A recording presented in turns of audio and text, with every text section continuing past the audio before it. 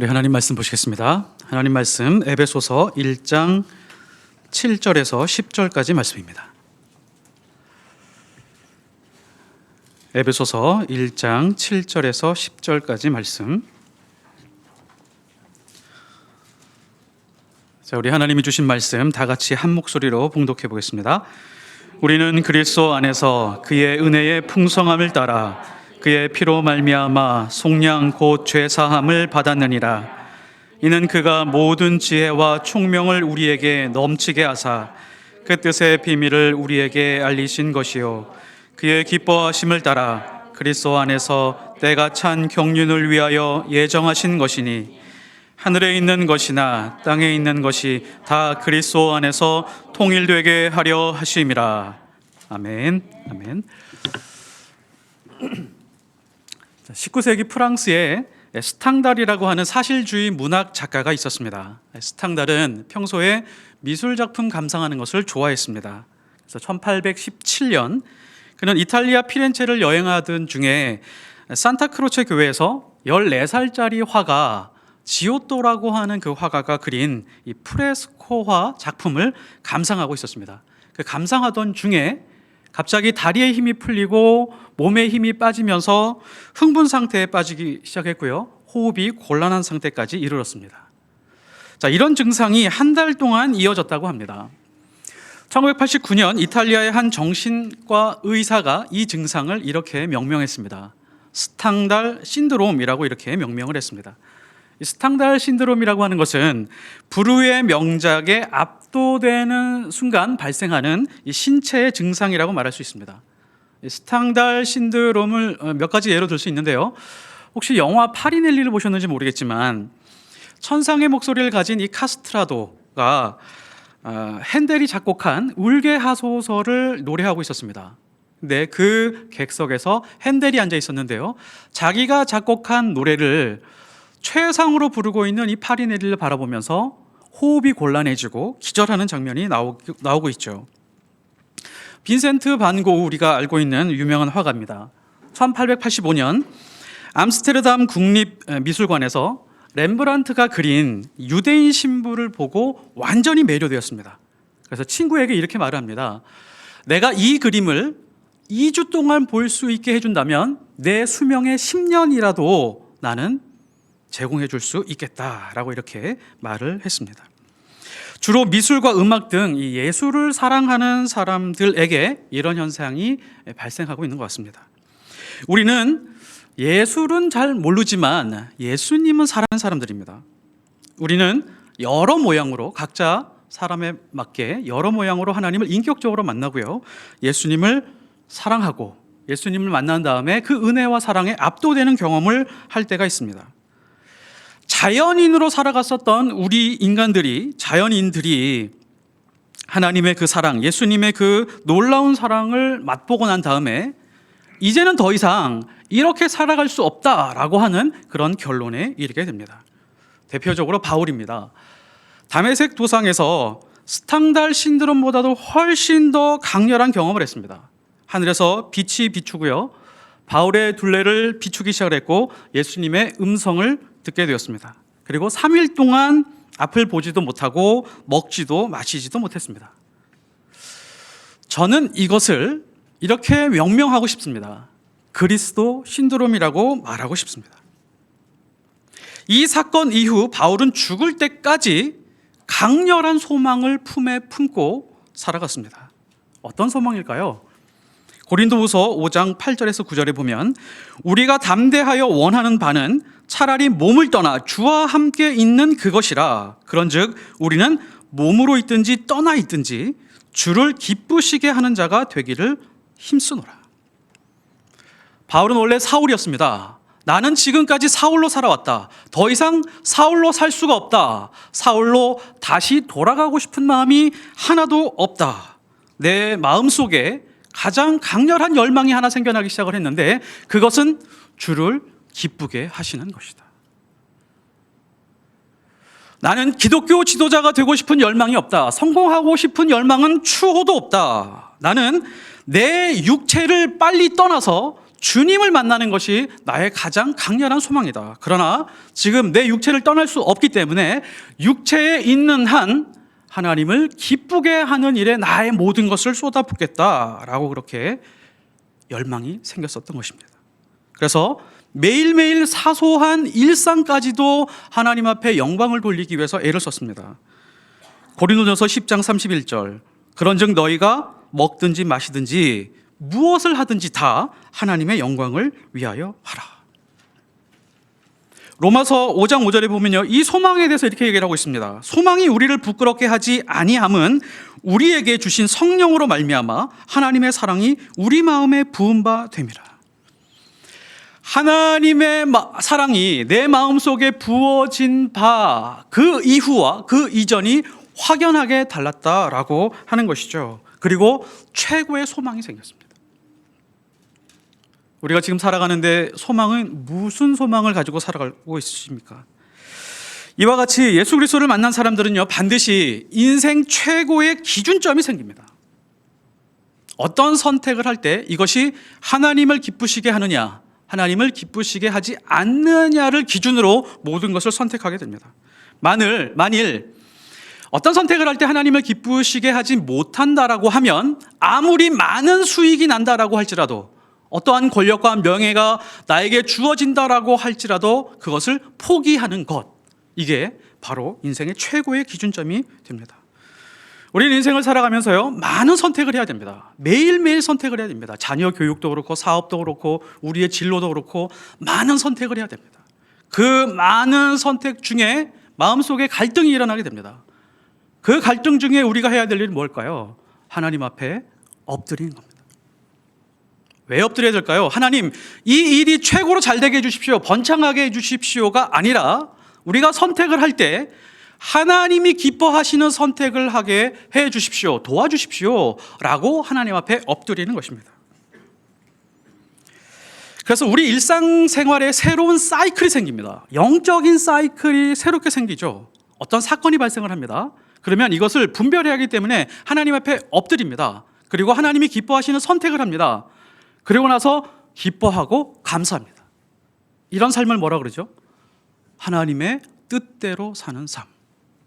빌립보서 5장 16절에서 18절, 항상 기뻐하라, 쉬지 말고 기도하라, 범사에 감사하라. 이는 그리스도 예수 안에서 하나님의 뜻이라고 말씀하십니다. 이건 하나님의 뜻대로 사는 삶의 사이클이라고 할 수가 있습니다. 그러므로 내 인생 최고의 기준점이 하나님을 기쁘시게 하는 것이라면 나의 신앙과 현실이 분리될 수가 없습니다. 사소한 것조차도 하나님께 기쁘게 해드리고 싶고 하나님께 영광 돌리고 싶은 마음과 기준이 있다면 우리는 반드시 하나님의 말씀이 삶의 현실이 되게 할 수 있는 그런 삶을 살 수 있다라고 하는 것이죠. 이런 삶을 은혜가 풍성한 삶이라고 할 수 있습니다. 오늘 말씀은 그리스도 신드롬의 시작점을 말해주고 있습니다. 바로 속량 죄 사함의 은혜입니다. 우리 7절 다시 한번 보실까요?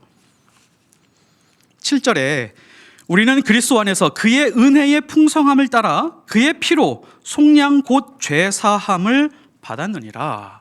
속량 곧 죄 사함이라고 하는 것은 하나님이 주시는 은혜의 풍성함을 따라서 속량과 죄 사함을 받았죠. 근데 이게 거꾸로요. 속량과 죄 사함이 없이는 우리 삶의 은혜의 풍성함이 없을 수 있다라고 하는 것을 말씀해 주는 그런 말씀이기도 합니다. 하나님의 은혜와 영광을 경험하기 전에 우리가 반드시 경험하는 것이 있습니다. 하나님은 우리 자신의 추한 모습을 드러내십니다. 부끄럽고 수치스러운 상황에 마주하게 하십니다. 그리고 입술로 고백하게 만드십니다. 왜요? 회개 없이는 죄 사함이 없기 때문에 그렇습니다.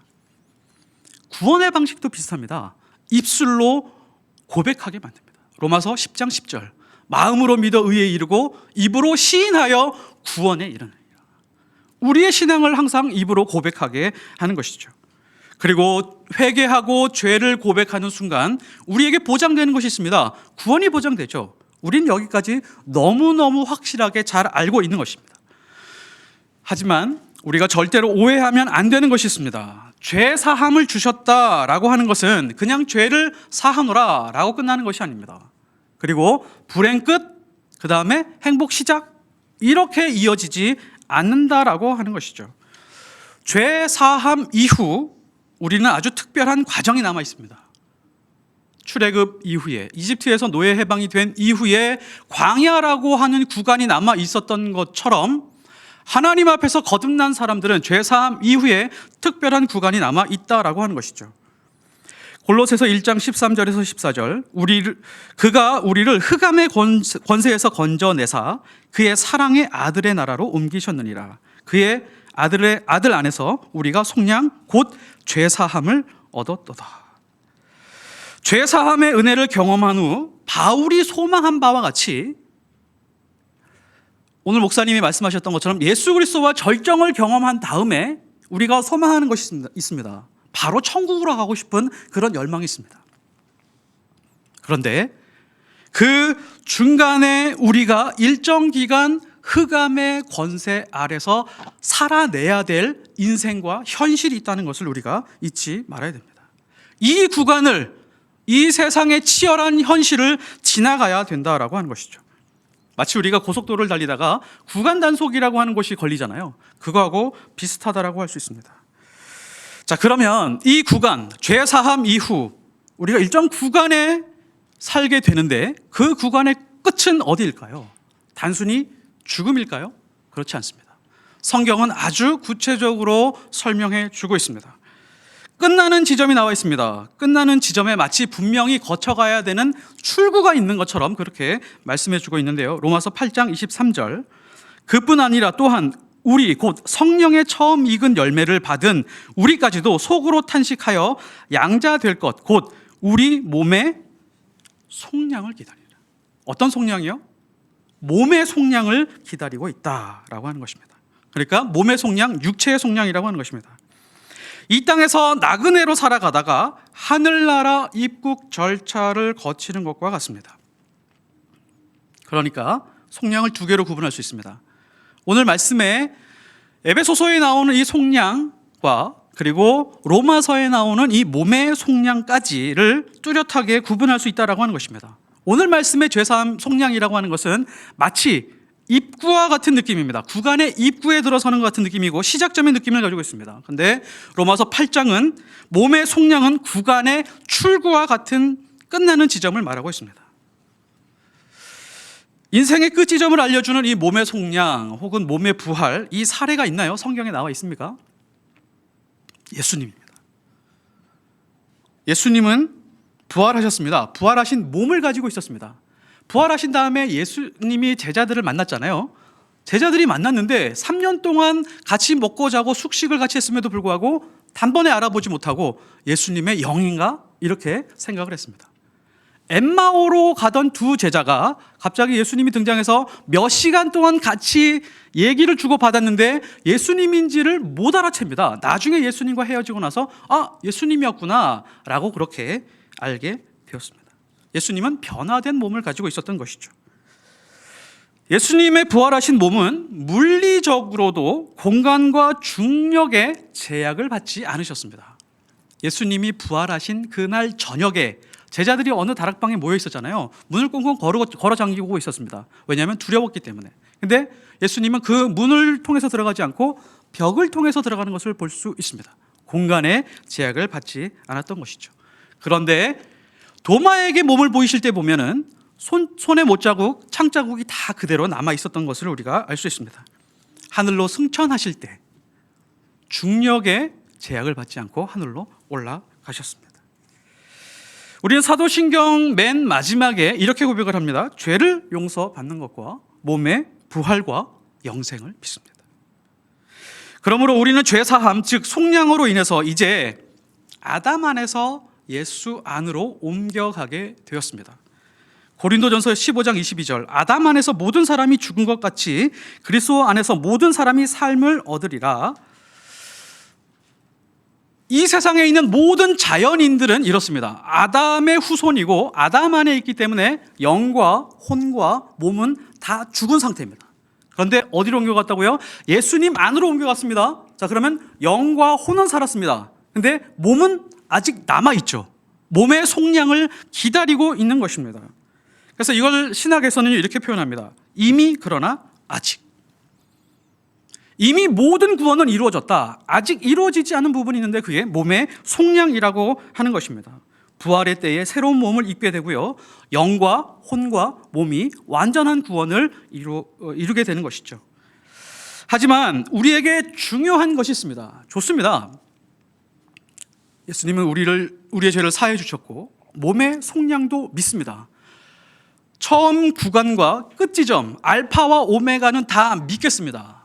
근데 문제는 뭐냐면 이 흑암의 권세 아래 혹은 세상의 권세에 잡은 자 아래 아직 영향을 받고 있는 이 세상에서 우리가 이 치열한 현실을 살아가야 된다는 그런 사실에 우리가 주목해야 될 필요가 있습니다. 거기다가 우리는 두 개의 신분, 뚜렷한 신분을 가지고 살아갑니다. 하나는 지극히 악한 죄인, 또 하나는 하나님의 사랑하는 자녀. 이 두 개의 신분을 가지고 살아가야 된다라고 하는 그런 갈등이 남아있다라고 하는 것입니다. 아직 우리 현실에서 흑암의 권세가 힘이 있습니다. 어떻게 하면 우리는 이런 소망 속에 살죠? 어떻게 하면 하나님을 기쁘시게 하고 하나님의 영광을 위해 사느냐라고 고민을 하고 살아가고 있습니다. 이때 놓치지 말아야 할 두 가지가 있습니다. 첫 번째, 신앙은 결과가 아니라 과정이라는 것입니다.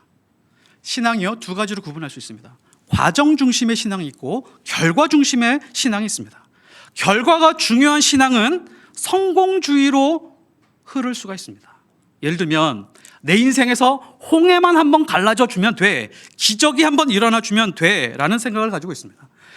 이 질병만 치유되면 돼, 이 사업만 좀 번창하면 돼, 결과 중심의 신앙을 가지고 있는 것이죠. 그런데 성경은 결과보다 과정을 더 훨씬 중요하게 생각하고 있습니다.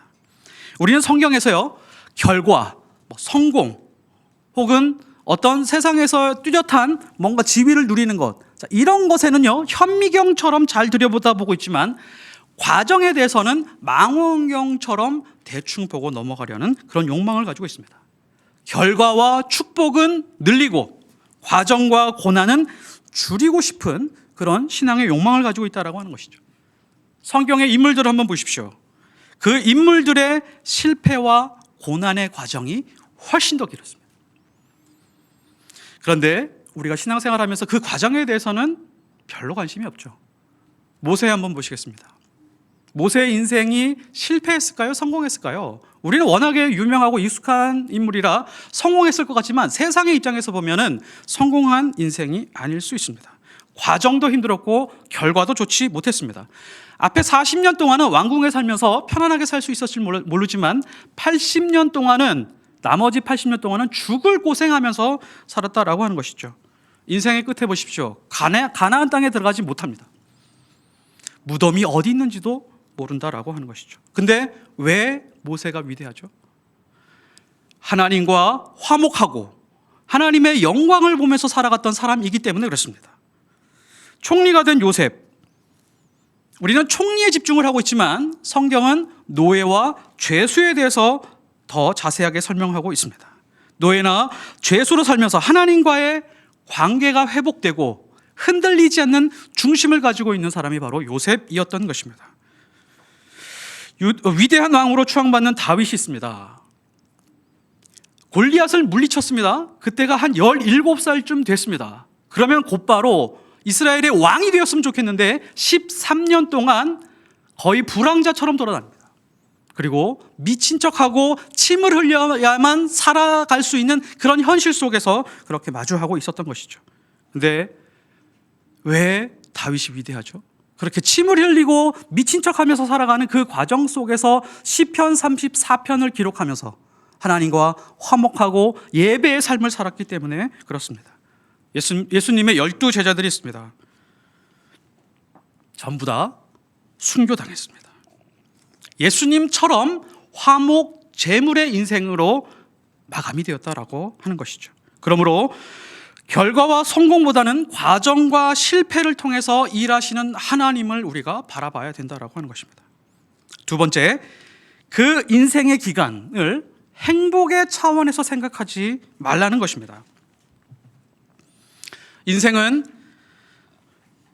파랑새를 쫓아가는 그런 모습으로 우리가 잘 그려지고 있습니다.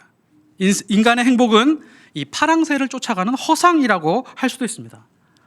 이 파랑새의 주인공 틸틸과 미틸이 있습니다. 옛날에 일본어 번역으로 넘어와서 치르치르 미치르였는데요. 틸틸과 이 미틸이라고 하는 어린 남매가 파랑새를 찾으러 엄청나게 많이 돌아다닙니다. 근데 못 찾았습니다. 집에 돌아오니까 파랑새가 있었습니다. 근데 새장을 열어봤는데 그 파랑새가 날아가 버립니다. 이게 행복이라고 하는 것이죠. 냉철하게 판단해 보면 인생을 살아가면서 행복한 순간은 몇 번 되지 않습니다. 시간으로 모아보면 몇 시간 정도 될까요? 인생에서 행복은 그다지 많은 시간을 차지하지 못한다라고 하는 것입니다. 정말 최선을 다해서 행복한 순간을 맞이한 사람들이 있습니다. 그 행복한 시간들이 오래 갈까요? 연기처럼 사라지는데 시간이 오래 걸리지 않을 수 있습니다. 큰 사고가 일어나거나 고치기 어려운 질병이 우리에게 들어오거나 그러면 불행할 수 있다라고 하는 것이죠. 그리고 거부할 수 없는 것이 있습니다. 우리는 점점 늙어가고 질병은 우리를 찾아오고 있다라고 하는 것이고 죽음이 우리 앞에 점점 가까이 오고 있다라고 하는 것입니다. 어떤 사람에게요, 대학은 천국과 지옥을 오가는 그런 문제입니다. 어떤 사람은 키가 크냐 예쁘냐, 외모의 문제가 거의 목숨의 문제에 가까운 그런 사람들이 있습니다. 인기가 많으냐 적으냐, 이것이 자기 인생의 전부인 사람들이 있다라고 하는 것이죠. 가난하냐 부자냐, 이것이 인생 최고의 목적이어서 그것 때문에 신앙을 가진 사람들도 있습니다. 그런데 원했던 자리, 간절하게 원했던 자리에 올라가 보고 원했던 삶을 살아보지만 마음에 무언가 채워지지 않는 그런 것이 있습니다. 늘 부족함을 느낍니다. 그래서 초대교부 아우구스티누스는 이렇게 말했습니다. 인간의 마음에는 하나님으로만 채워야 채워지는 공간이 있다. 그 공간이 채워지기 전에는 인간에게 만족이 없다. 늘 부족함을 느낀다라고 하는 것이죠. 12년 동안 열심히 공부한 고등학교 3학년, 열심히 공부해서 대학에 들어갑니다. 대학에 들어가고 난 다음에 누구나 다 허탈함을 느낍니다. 내가 12년 동안 공부했는데 대학에 와서 보니까 별거 아니더라. 늘 무언가 마음속 한 구석에 채워지지 않는 부족함을 느낍니다. 그래서 다윗이 이렇게 고백합니다. 여호와는 나의 목자시니 내게 부족함이 없으리로다. 어떤 것으로도 채워지지 않았는데 여호와 하나님이 나의 목자가 되시니까 그 공간을 충분히 채워주셨다라고 하는 것이죠. 하나님은 우리에게 주시고자 하는 것이 행복이 아닙니다. 하나님의 입장에서 모든 문제는 하나님과 화목한가 아닌가입니다. 그렇다면 하나님과 화목하기 위해서 가장 중요한 것은 무엇일까요? 성경은 죄의 문제라고 합니다. 죄사함이 필요한 이유가 있습니다. 천국 가기 위해서요? 아닙니다. 하나님과 가까워지기 위해서입니다. 죄의 문제를 피하고 하나님과 화목할 길이 세상에 아무것도 없습니다. 바울이 이방인의 사도로 부름을 받고 순교할 때까지 인생 그래프를 그려보면 재미있는 현상이 일어납니다. 시간이 지나갈수록 바울은 죄에 대한 민감도가 굉장히 커집니다. 근데 죄에 대한 민감도가 커질수록 하나님을 더 깊이 사랑하고요, 복음에 대해서 더 열정적이고요, 자기의 모든 것을 쏟아붓겠노라고 그렇게 고백을 합니다. 바울이 처음에 사도로 부름받았을 때 이렇게 고백을 합니다. 고린도전서 15장 9절에 나는 사도 중에 가장 작은 자라. 내가 나된 것은 하나님의 은혜로 된 것이다. 그리고 시간이 지나면서 죄의 법을 더 강하게 느낍니다. 로마서 7장 24절 오호라 나는 곤고한 사람이로다. 이 사망의 몸에서 누가 나를 건져내랴. 바울은 탄식하는 것이죠. 죄에 대한 민감도가 계속 커지고 있습니다. 그리고 디모데전서 1장 15절 나는 죄인 중에 괴수입니다. 나는 이 세상 모든 죄인들이 있는데 그 중에서도 내 자신이 최악입니다. 죄에 대한 민감도가 굉장히 높아지고 있다라고 하는 것이죠. 근데 죄에 대한 민감도가 높아질수록 절망하고 좌절하는 인생이었나요? 그렇지 않습니다. 반대로 죄에 대해서 깊이 절망할수록 하나님의 풍성한 은혜를 더 많이 경험했습니다. 복음의 열정이 식지 않았습니다. 자신의 모든 인생을 예수 그리스도를 위해서 다 쏟아 부었습니다. 디모데후서 4장 6절에서 7절. 전제와 같이 내가 벌써 부어지고 내가 떠날 시각이 가까웠도다. 나는 선한 싸움을 싸우고 달려갈 길을 마치고 믿음을 지켰으니. 다메섹 사건 이후에 바울은 달려갈 길이 있었습니다. 아주 분명하게 있었습니다. 싸워야 될 싸움이 있었습니다. 아주 분명하게 있었습니다. 그리고 지켜야 될 믿음이 있었습니다. 아주 강한 믿음이 있었습니다. 이걸 어떻게 하겠다고요? 전제와 같이 다 쏟아붓고 나는 떠나고 싶다. 내 인생이 얼마 남지 않는데 떠날 시각이 얼마 남지 않았는데 나는 전제와 같이, 전제가 뭐죠? 우리 구약시대에 제사를 드릴 때 화제가 있었는데요, 화제 위에 포도주나 기름, 피 이런 것을 다 액체를 쏟아붓는 것입니다. 내 인생에 한 방울도 남김없이 나는 다 쏟아붓고 가고 싶다. 자신의 인생을 세상 욕망으로 낭비하지 않았습니다.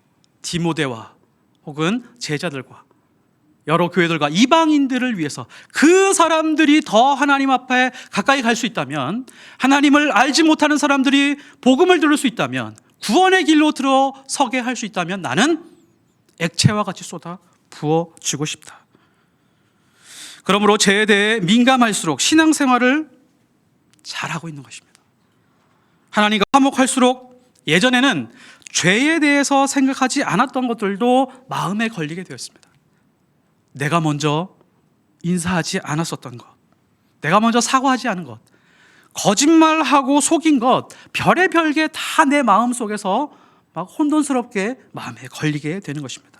왜 그럴까요? 내가 주 앞에 가까이 가고 있기 때문에 그렇습니다. 은혜의 자리로 갈수록 나의 죄에 대해 더 민감할 수밖에 없는 것이죠. 은혜의 풍성함을 따라 살아갈수록 죄에 대해 민감할 수밖에 없습니다. 로마서 5장 20절에 율법이 들어온 것은 범죄를 더하게 하려 함이라. 그러나 죄가 더한 곳에 은혜가 더욱 넘쳤느니라. 은혜가 더욱 넘치기 위해서 죄를 더 많이 지으라고 하는 뜻이 아니라, 이걸 이렇게 해석할 수 있습니다. 내 안에 죄에 대해서 민감하면 민감할수록 하나님의 은혜가 더 풍성하다라고 하는 말씀으로 받아들일 수 있다는 것입니다. 그리고 죄에 대해서 민감할수록 우리는 감사의 크기가 점점 커질 수밖에 없습니다. 돌아온 탕자의 심리 상태 그렇습니다. 아들의 신분이 회복되었지만 마음은 노예의 마음으로 감사하면서 아버지 앞으로 가고 있었습니다. 아버지는 마치 가산을 탕진하고 방황하던 아들이 돌아왔는데 사법고시에 합격한 그런 아들처럼 받아들이고 있습니다. 그 은혜에 감사하면서 비참하고 부끄러운 인생이지만 그 인생을 받아주는 아버지께 은혜를 갚기 위해서 최선을 다해서 살아갔을 것입니다. 반면에 하나님과 멀리 있으면 웬만한 큰 죄는 잘 마음에 걸리지 않습니다. 확인이 안 됩니다. 죄에 대해 둔감해진다라고 하는 것이죠. 높은 직책에 올라갔을 때 하나님과 거리가 멀어지면 교만해집니다. 물질적으로 조금만 넉넉해졌을 때 하나님과 멀어지게 되면 금방 다른 생각을 하게 된다라고 하는 것이죠. 그리고 나태해집니다. 물론 자기 소견에 옳은 대로 살아가기 때문에 좀 편안한 삶을 살 수 있습니다. 행복하게 느낄 수 있다라고 하는 것이죠. 죄인의 정체성이 이겁니다. 하나님 앞에서 하나님에게까지도 무릎 꿇고 싶지 않은 마지막 자존심, 이것이 죄인의 정체성이라고 하는 것이죠. 그러므로 하나님과 화목하기 원하면서 죄를 지적받으려 하지 않는 것은 정상이 아닙니다. 하나님과 가까워질수록 은혜와 불편함은 공존합니다. 이 방식이 하나님과 화목을 위한 하나님의 방법입니다. 하나님과 화목한 사람들의 아주 큰 특징이 있습니다. 변화의 폭이 아주 큽니다. 우리에게 속량, 곧 죄사함 이후에 죄사함의 은혜가 클수록 그 인생의 변화의 폭이 굉장히 큽니다. 그런데 죄사함의 은혜가 작을수록 인생의 변화의 폭은 작을 수밖에 없다라고 하는 것이죠. 은혜의 풍성함이라고 하는 것은 부유함의 크기가 아닙니다. 은혜의 풍성함은 성공의 크기가 아니다라고 하는 것이죠. 은혜의 풍성함은 무엇이냐? 내 삶의 변화의 폭이 크다라고 하는 것입니다. 성경에서 예수님보다 앞서서 소개되는 인물이 있는데 세례 요한입니다. 세례 요한이 전하는 말이 무슨 의미인지 알지 못하면 사실 예수님이 하시는 말도 잘 이해할 수 없을 수밖에 없습니다. 세례 요한이 얼마나 멋진 사람이었으면, 얼마나 놀라운 삶을 살았으면 예수님이 극칭찬을 하시죠. 누가복음 7장 28절에 여자가 낳은 자 중에 요한보다 더 큰 사람이 없다. 얼마나 대단한 사람이었길래, 얼마나 대단한 삶을 살았길래 예수님이 이렇게 감동받고 칭찬하셨을까요?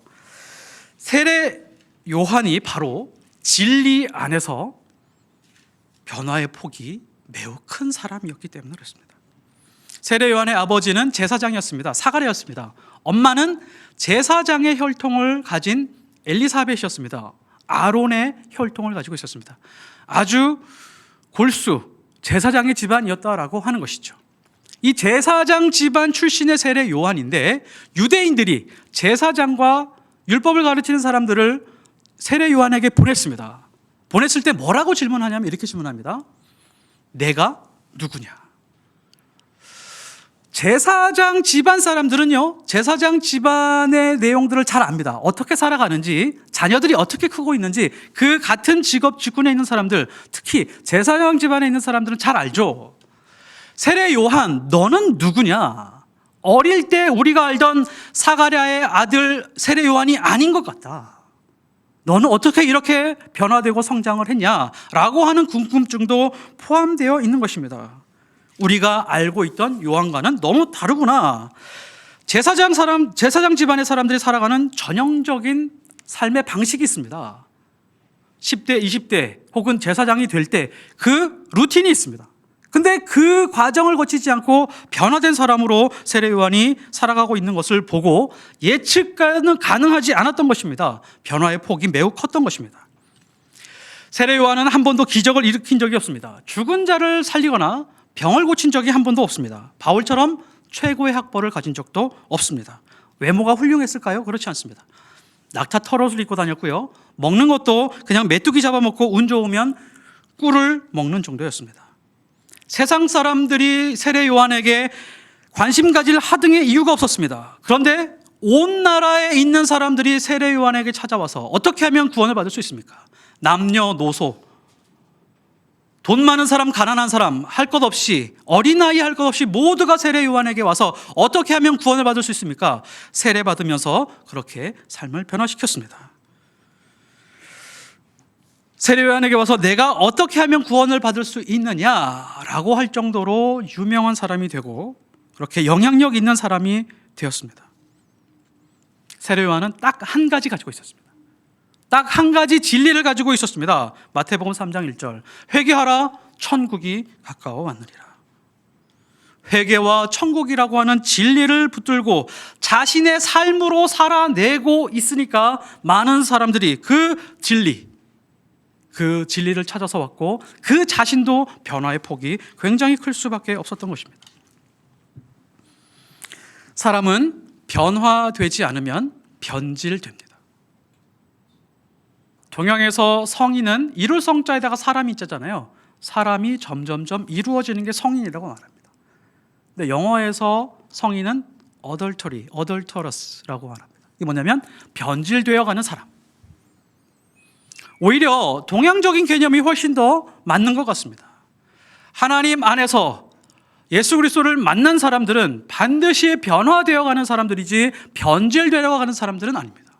죄사함 받은 이후, 구원의 확신이 있은 이후 변질되어가는 사람이 있고 변화되어가는 사람들이 있습니다.